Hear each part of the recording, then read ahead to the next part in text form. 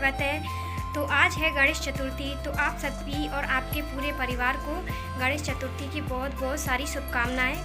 तो मंदिर मैंने तैयार कर लिया है, अभी अच्छे से तैयार नहीं किया है क्योंकि अगर हम लोग इसमें गणपति जी बिठा लेंगे तो फिर बिठाने में भी थोड़ी सी प्रॉब्लम आएगी। इस चक्कर में जब गणेश जी इसमें बैठ जाएंगे उसके बाद मैं मंदिर को तैयार करूँगी, तो वो सारी क्लिप मैं आपके साथ शेयर करूँगी। तो अभी हम जा रहे हैं गणपति जी को लेने के लिए, तो आप भी चलिए और देखते हैं हम गणपति जी को लेके आते हैं और चलते हैं। तो मैंने यहाँ चुनरी भी ले ली है, हम इसी में लपेट के लेके आएंगे क्योंकि माना जाता है कि उनको ढककर ही लाते हैं। उसके बाद में यहाँ की जब हमें स्थापना करनी होती है तब हम उनकी चुनरी हटाते हैं। तो चलिए चलते हैं।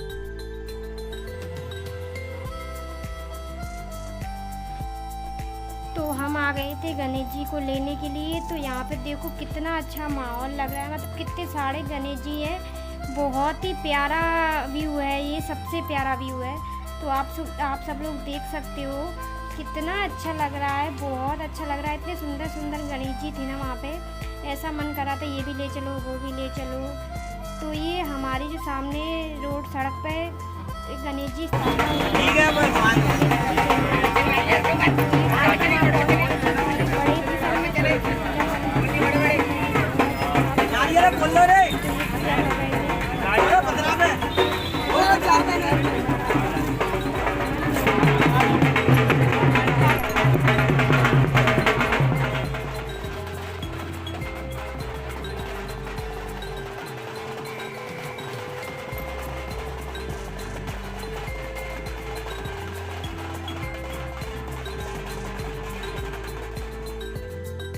लोग गणेश जी को लेके आ गए हैं। तो यहाँ पे मैं पूजा कर रही हूँ और उन्हें तिलक लगा रही हूँ, अक्षत लगा रही हूँ।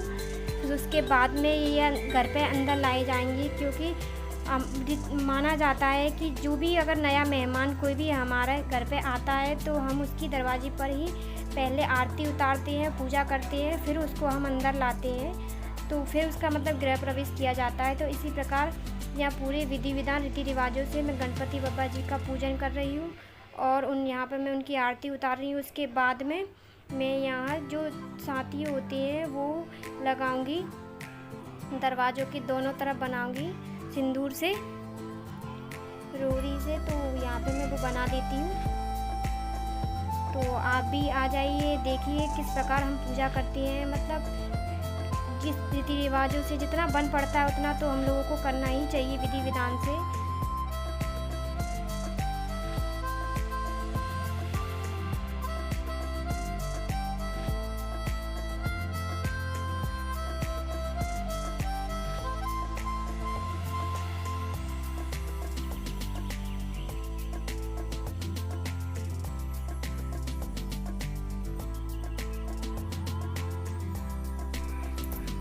तो यहाँ देखो मेरा मंदिर कितना प्यारा लग रहा है, कितना सुंदर लग रहा है। तो अब कर लेते हैं हम पूजा की तैयारियाँ। तो यहाँ पे फूल माला है और ये आम के पत्ते हैं, ये नारियल है और ये पान का पत्ता है। जो पान का पत्ता होता है ना बहुत ज़्यादा विशेष माना जाता है पूजा में। तो ये पान का पत्ता है, ये मौली है और पंच मेवा है, मतलब 5 तरह की मेवा है। और ये कमल गट्टे के बीज हैं जो उनका भी एक अलग महत्व है। तो मैं आपको बताऊंगी आगे पूजा में कि उनका क्या महत्व है। तो आज हम पूरे विधि विधान से गणपति जी की पूजा करेंगे और 11 दिन उनकी सेवा में रहेंगे। तो आप मेरे साथ बने रहिएगा मेरे ब्लॉग में। तो यहाँ पे अब मैं गणपति जी की जो सिर पे जो चुन्नी लगी हुई थी मतलब उसको हटा देती हूँ और अब वो ऐसे ही रहेंगे। तो यहाँ पर कर लेती हूँ मैं पूजा। तो सबसे पहले मैं 5 जो आम के पत्ते थे ना उनको एक सा कलावा में बांध के कलश में रखूँगी, जिससे क्या वो हिलेंगे डुलेंगे नहीं। और पूजा में कलश का भी एक अलग महत्व होता है, मतलब कि आम के पत्ते लगाकर नारियल रखते हैं उसमें कलश में। आपके पास जैसा भी कलश हो, स्टील का हो, तांबे का हो, पीतल का हो, लेकिन ज़्यादातर तांबे या पीतल का शुद्ध माना जाता है। तो यहाँ पे मैं ये आम के पत्तों में ये कलावा जो मौली होती है वो उसको लपेट के अच्छे से रख दूँगी। जिससे वो हिलेंगे डुलेंगे नहीं। और ये आम के पत्ते ऐसे ही 11 दिन तक रखे रहेंगे, इनको हम नहीं चेंज करेंगे। और इस कलश में मैंने पानी भर के रखा हुआ है, तो यहाँ पे मैं लगा देती हूँ। कलश में भी तिलक लगाएंगे हम, और जो नारियल रखेंगे उसमें भी हम कलावा बांधेंगे। उसमें भी हम जो हमारी जो सातिया होता है, हम यहाँ हमारी साइड में सातिया बोलते हैं, चिड़ैया बोलते हैं, तो वो इसमें बनाएंगे हम रोड़ी से। तो यहाँ मैं लाल चंदन है रोड़ी उससे बना रही हूँ। तो उसके बाद में मैं ये उसमें पत्ते डालूँगी।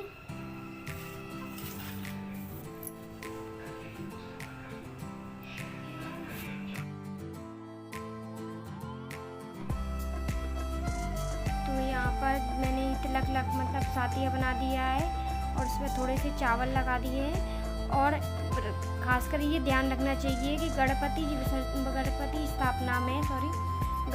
स्थापना में चावल का बहुत ज़्यादा महत्व माना जाता है। तो यहाँ पे जब भी कलश रखे तो उसके नीचे थोड़े से चावल। तो यहाँ पे मैंने ये कलश में, तांबे के कलश में ये पत्ते लगा दिए आम के, और इसमें रख दिया नारियल। और नारियल में मैं थोड़ा सा कलावा भी बांधूंगी, उसके भी मैं सातिया बनाऊंगी यहाँ पे।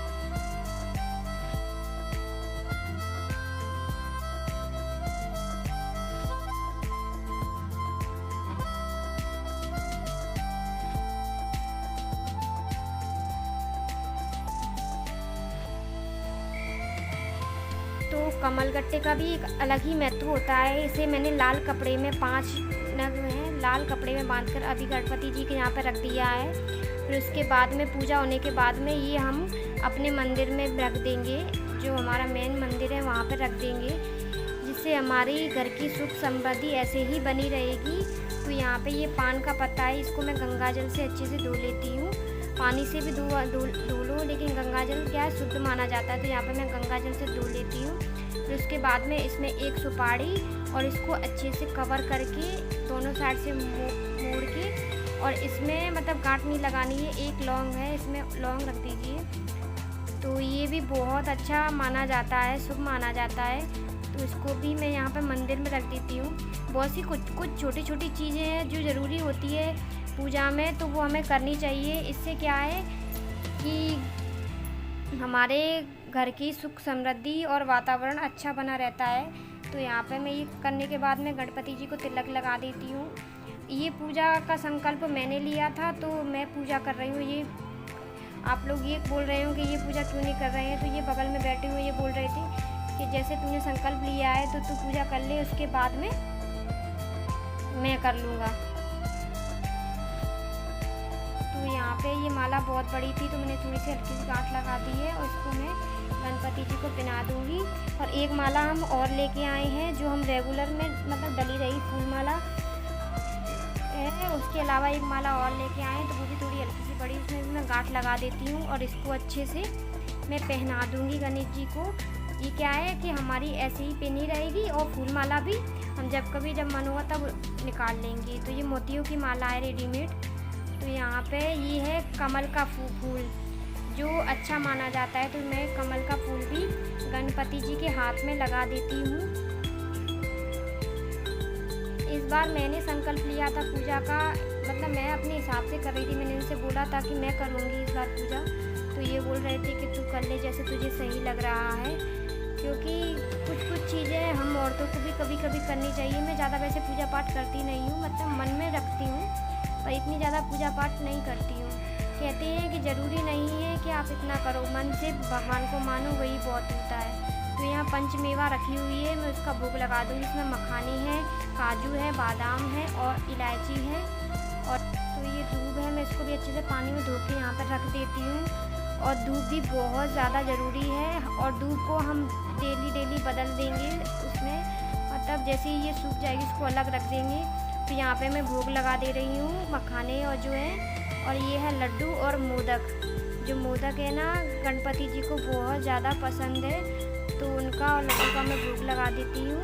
अभी आ गए हैं मेरे हस्बैंड, तो ये अब हम लोग आरती कर रहे हैं, तो आप भी आ जाइए आरती में। तो आप भी कमेंट करके ज़रूर बताइएगा कि आपके यहाँ पे पूजा कैसे होती है और आपने पूजा कैसे की। तो हमने पूजा इस प्रकार की है और मैं बहुत खुश हूँ कि मेरे घर पे गणपति जी आए हैं। ये छोटी छोटी जो खुशियाँ हैं ना वो हम समेट के रखते हैं, इनकी यादें। तो यूट्यूब के ज़रिए मैं समेट के हर चीज़ छोटी छोटी सेलिब्रेट करना चाहती हूँ और आप लोगों के साथ शेयर भी करना चाहती हूँ। तो यहाँ हम लोग आरती कर लेंगे और आरती करने के बाद में मैं आपको एक जगह और ले चलूँगी जहाँ बाहर साइड में हम गणपति जी बिठाए हैं। वो बहुत बड़े साइज के गणपति जी हैं। हम तो घर में छोटे छोटे बिठाते हैं, लेकिन वहाँ पे बहुत बड़े हैं, तो वहाँ पे भी ले चलेंगे हम। वहाँ पे भी डेली आरती में जाएंगे तो आपको साथ में ले चलेंगे। तो यहाँ पे मैं आरती कर लेती हूँ और भगवान जी को आरती दे देती हूँ। उसके बाद में हम दोनों सोना और जी सब लोग आरती ले लेंगे और फिर बाहर चलते हैं। तो ये है वो गणपति जी जो बाहर मतलब विराजमान है, बहुत बड़े हैं, बहुत प्यारे लग रहे हैं। अभी ज़्यादा सजावट नहीं हुई है, टाइम के साथ सजावट होगी। तो चलिए इस ब्लॉग से लेती हूँ मैं आपसे विदा और जल्दी मिलते हैं हम नेक्स्ट वीडियो में। और अगर आज का मेरा पूजा का ब्लॉग आपको अच्छा लगा हो तो प्लीज़ लाइक कीजिएगा, कमेंट कीजिएगा और सब्सक्राइब कीजिएगा। तो बाय बाय फ्रेंड्स।